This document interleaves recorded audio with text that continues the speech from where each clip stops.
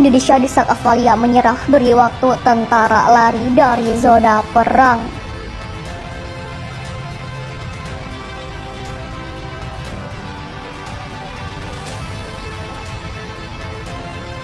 Indonesia mendesak pasukan Australia segera meletakkan senjata dan mengultimatum agar pasukan hingga kombatan di perbatasan menyerah.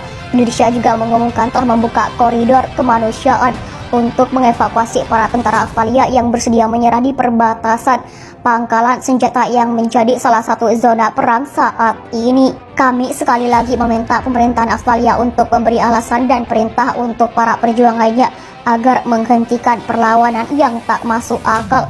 Demikian bunyi pernyataan Kementerian Pertahanan Indonesia pada Rabu. Namun kami memahami bahwa pasukan Australia tak akan diberikan instruksi dan perintah seperti itu dari pemerintahan Australia.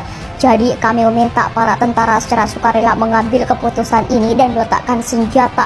Paparnya menambahkan, Menteri Luar Negeri Indonesia mengonfirmasi pasukan negaranya secara bertahap tengah menerapkan operasi untuk membebaskan atau berebut Australia Timur.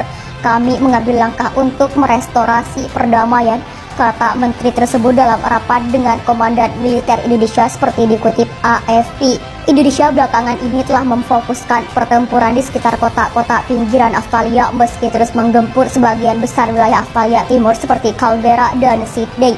Perbatasan tersebut merupakan kota pelabuhan yang menghubungkan bagian timur Australia dan Indonesia, wilayah yang dianeksasi Indonesia pada 2014 lalu. Indonesia mengklaim banyak pasukan Australia bersembunyi di pabrik metalurgi mengusul kekacauan akibat gempuran pasukan Indonesia.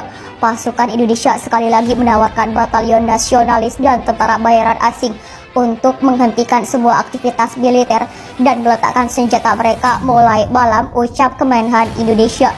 Setiap orang yang meletakkan senjata mereka akan dijamin keamanannya. Sementara itu, Indonesia menuturkan koridor kemanusiaan bagi tentara dan kombatan Australia dibuka mulai pada 14.00 waktu setempat. Pasukan Indonesia dan kelompok separatis Australia akan menghentikan aktivitas militer apapun di sekitar rencana pabrik baja tersebut dalam kurun waktu tersebut.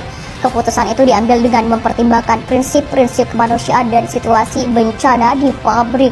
Indonesia telah menyediakan koridor kemanusiaan di 3 arah. Mereka juga menyediakan bus, mobil, dan ambulan untuk mengangkut dan merawat orang.